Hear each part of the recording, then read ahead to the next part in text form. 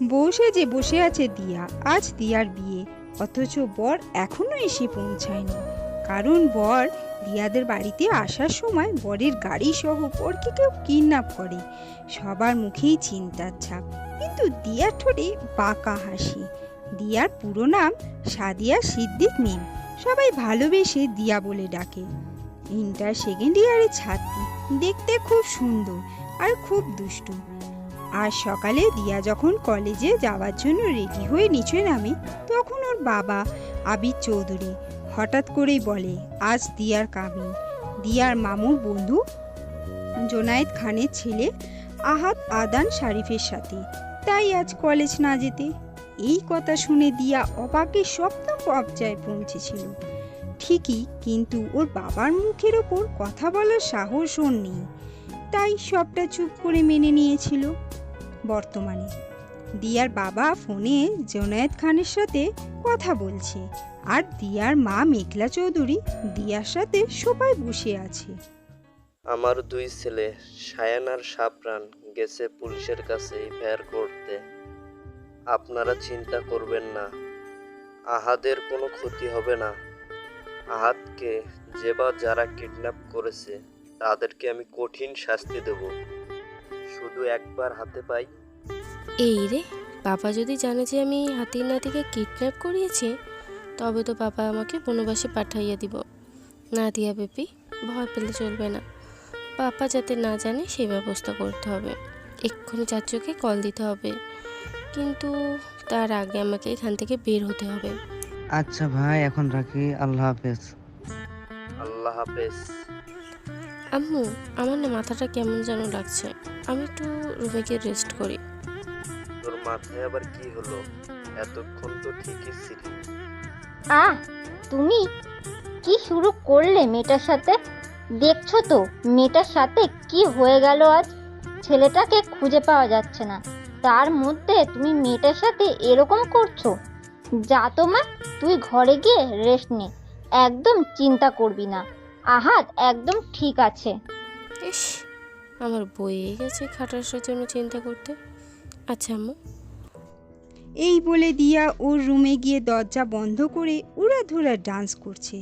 হঠাৎ করে দিয়া শাড়ির সাথে পা আটকে হোঁচট খেয়ে ফ্লোরে মুখ থুবড়ে পড়ে। আল্লাহ গো আল্লাহ, গেল আমার কোমরটা। ইন্না লিল্লাহ হইয়া, সব হয়েছে এই খাটাসটার জন্য। আর যদি এই খাটাসটার সাথে আমার কাবিন হওয়ার কথা না হতো, তবে আমাকে এই ভারী শাড়ি পরতে হতো না, আর না আমি এভাবে ফ্লোরে পড়তাম। বেটা খচ্চর, অভিশাপ দিলাম তোরে, তুই জীবনেও বউ পাবি না। দিয়ার সাথে সাথে ওয়াশরুমে চলে যায় একটা নীল কালারের থ্রি পিস নিয়ে। 20 মিনিট পর দিয়া থ্রি পিস পরে বের হয়ে আসে, আর এসে ও চাচুকে ফোন লাগায়। চাচু ফোন কেন তুলছে না? কি করি এখন? পেয়েছি, ওই বিটকেল রহমান মামুকে ফোন করি। যেই ভাবা সেই কাজ। কি হচ্ছে এসব? বিটকেল মামু তো ফোন তুলছে না, ওদিকে কোনো গন্ডগোল হলো না তো? আমি কি একবার যাবো? আমিই যাই, গিয়ে দেখি কি হয়েছে। কিন্তু কোন দিক দিয়ে যাব? ড্রয়িং রুমে তো আমার হিটলার বাপটা বসে আছে।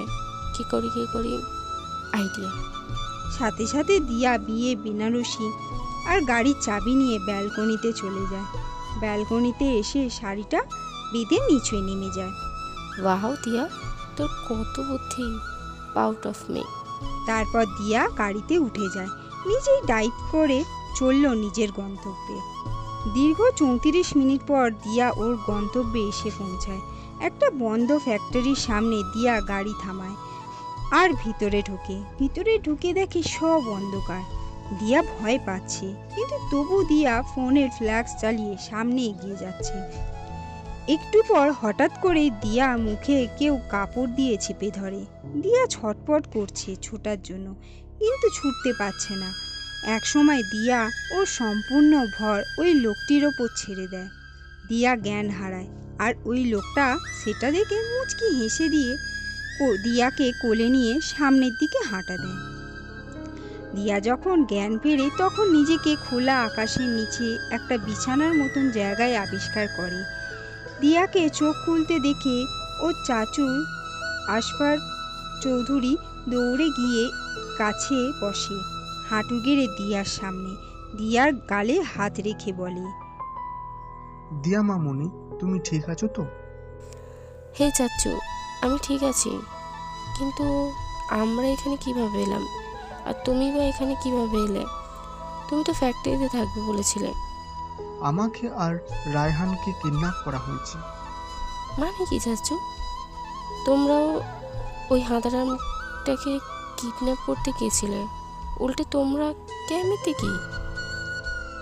আমি আর রায়হান আহাদের বাড়ির সামনে রাস্তার মোড়ে ছদ্মবেশে দাঁড়িয়েছিলাম আহাদের গাড়ির আসার অপেক্ষায়।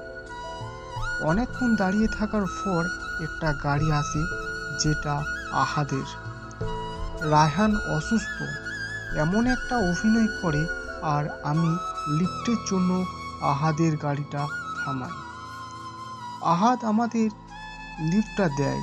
তারপর সুযোগ বুঝে রায়হান আহাদকে অজ্ঞান করার জন্য স্প্রে বের করে।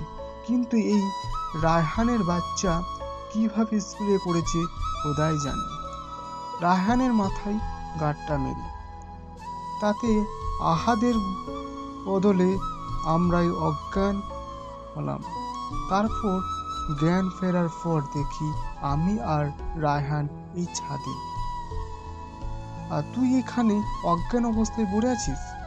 দিয়া তো সব শুনে বোকার মতন ফেলিয়ে ওর চাচুর দিকে তাকিয়ে আছে। মানে কি এসবের? একজনকে অজ্ঞান করতে গিয়ে আমরাই অজ্ঞান হয়ে গেলাম? চাচ্চু, ইচ্ছে তো করছে তোমাদের এই ছাদ থেকে ফেলে দিই। তোমরা জ্ঞান হারালে কেমনে? তোমরা সেফটির জন্য মাস্ক পরতে পারলে না? ওই মুড়ে তো লোক ছিল না তখন। আর আমার আশরাফ কিংবা আহাদেরও তো করোনা হয়নি, তো মাস্ক কেন পরব? বিটকেল মামু, আসলে রহমান একটু বোকা টাইপের, তাই বেচারা বুঝতে পারেনি। দিয়া চাচু আর রহমানের কানে হাত দিয়ে দাঁড়িয়ে আছে। এক মিনিট, তোমাদের তবে এখানে কে আনলো? আর আমাকেই বা এখানে কে আনলো? আমি এনেছি তোমাদের। কারোর গলার আওয়াজ পেয়ে পিছনে ফিরে দেখে আয়াত। আমি তো অবাক, এতটা অবাক হয়েছে যে আয়াতের দিকে ড্যাব ড্যাব করে তাকিয়ে আছি। আহাদে আর দিয়া একে অপরকে আগে থেকে চেনে, যার জন্য দিয়া আহাদকেও চিনতে অসুবিধা হয়নি। আয়াত আমার সামনে এসে আমার মুখে ফু দিয়ে সামনে চুলগুলো সরিয়ে দিয়ে, তাতে আমি কিছুটা কেঁপে উঠি। আমি এনেছি তোমাকে আর চাচা শ্বশুর মিয়াকে। আমি এখনো অবাক হয়ে শহরে ঘুরতেছি। হঠাৎ কেউ আমার সামনে হাত দিয়ে তুড়ি বাজায়, তাতে আমি বাস্তবে ফিরে আসি। আপনি এখানে এনেছিলেন মানে? আমি এনেছি। তোমার চাচু যখন আমার গাড়িতে লিফট চেয়েছিল, তখনই আমার ওনাকে সন্দেহ হয়েছিল, চেনা চেনাও লাগছিল। আর রায়হান মামুর পকেটে আমি স্প্রে করার বোতলটা দেখেছি, তখনই আমি শিওর হয়ে যাই যে কোনো একটা গন্ডগোল হয়েছে। তাই ওনারা গাড়িতে ওঠার পর থেকে আমি লুকিং গ্লাস দিয়ে ওদের দিকে লক্ষ্য রেখেছিলাম। যখন ওনারা স্প্রে করে আমি আমার শ্বাস আটকে নেই, তাই আমি জ্ঞান হারাইনি। কিন্তু ওনারা স্প্রে করে তখন ওনারাই জ্ঞান হারায়। তারপর আমি গাড়ি থামিয়ে আপনাদের চেক করি কোনো ক্লু পাওয়ার জন্য। তারপর চাচা শ্বশুর মেয়ের ফোনটা হাতে আসে, তখনই ওনার ফোনটা চেক করে একটা SMS পাই, যেটা আমার জান পাখির করা। সেখানে লেখা ছিল আমাকে কিডন্যাপ করে তোমাদের বন্ধ ফ্যাক্টরিতে নিয়ে যাবে, আর সেখানে যাতে তুমি উপস্থিত থাকো। তাই আমি চাচা শ্বশুর মিয়া আর রায়হান মামুকে আমার এই বাড়িতে রেখে ফ্যাক্টরিতে গিয়ে তোমাকে কিডন্যাপ করে নিয়ে আসি।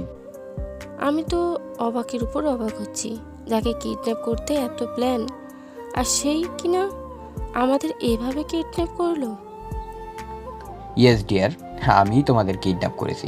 কিন্তু যাই বলো, তোমার কিন্তু সাহস আসে। সাহস না থাকলে কি কেউ আহমদ আদনান শরীফকে কিডন্যাপ করার প্ল্যান করে? অবশ্য আমার বউয়ের এতটুকু সাহস না থাকলেই নয়। এ কি করছো? বউ হ্যাঁ, আমার এখনো বিয়ে হয়নি, আর বিয়ে আমি কিছুতেই তোমার সাথে হতে দেব না। চাচা শ্বশুর মিয়া, আপনার ভাতিজি তো আমার বউই হবে। আমি আপনাকে কখনো বিয়ে করব না, মরে গেলেও। দিয়া আর কিছু বলার আগেই আহাদ দিয়ার গালে একটা চড় বসিয়ে দেয়, আর দিয়ার টাল সামলাতে না পেরে ফ্লোরে গিয়ে পড়ে, আর দিয়া ভ্যাঁ ভ্যাঁ করে কেঁদে দেয়। আহাদ দিয়ার কাছে গিয়ে দিয়াকে জড়িয়ে ধরে চোখের পানি মুছিয়ে দিতে দিতে বলে, একদম মরার কথা বলবে না, মরার কথা যতবার বলবা ততবার গালে এরকম মিষ্টি পড়বে। আর কান্না না থামালে এখনই গালে কুটিস করে একটা কামড় দিয়ে দিব। তো কান্না থামাও। এই কথা শুনে দিয়া কান্না থামিয়ে দেয়।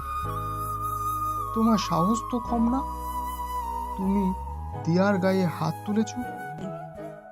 এই কথা বলেই দিয়া চাচু তেড়ে আসে আহাদের দিকে।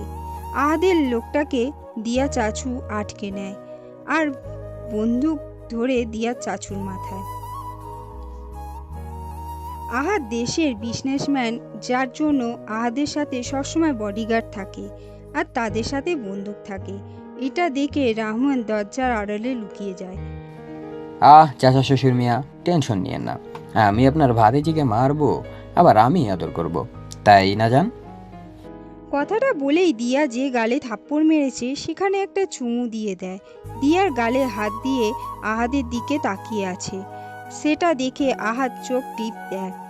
দিয়া চোখ গরম করে আহাদের দিকে তাকায়। আহাদ সেটা উপেক্ষা করে দিয়াকে কোলে তুলে নিয়ে সামনের দিকে হাঁটা দেয়। কি করছেন? ছাড়ুন আমাকে, নামান বলছি। এই তুমি দিয়া মামনিকে নিয়ে কোথায় যাচ্ছ? কথাটা বলেই আহাদ নিচে নেমে আসে। দিয়ার নামার জন্য ছটফট করছে, কিন্তু আহাদ ছাড়ছে না। ছাড়ুন আমাকে, আমি যাব না আপনার সাথে। আহাদ কিছু না বলেই দিয়াকে গাড়িতে উঠিয়ে নিজের গাড়িতে উঠে ড্রাইভ করতে থাকে। দিয়ার কোনো কথাই আহাদ উত্তর দিচ্ছে না, তাই দিয়া হাল ছেড়ে চুপ করে গাল ফুলিয়ে বসে আছে। অনেকক্ষণ ড্রাইভ করার পর ওরা জ্যামে আটকে যায়। আহাদ দিয়ার দিকে তাকিয়ে দেখে দিয়া গাল ফুলিয়ে বাইরের দিকে তাকিয়ে আছে। এটা দেখে আহাদ মুচকি হেসে অন্য দিকে তাকায়, যেখানে আহাদের চোখে আটকে যায়। যেটা দেখে আহাদের চোখ লাল হয়ে যায় রাগে। আহাদ রাগে গাড়ির দরজা খুলে জোরে দরজাটাকে লাগিয়ে দেয়। তখন দিয়া পাশে তাকিয়ে দেখে আহাদ রাগে শার্টের হাত গোটাতে গোটাতে সামনে কতগুলো হিজড়ার দিকে এগিয়ে যাচ্ছে।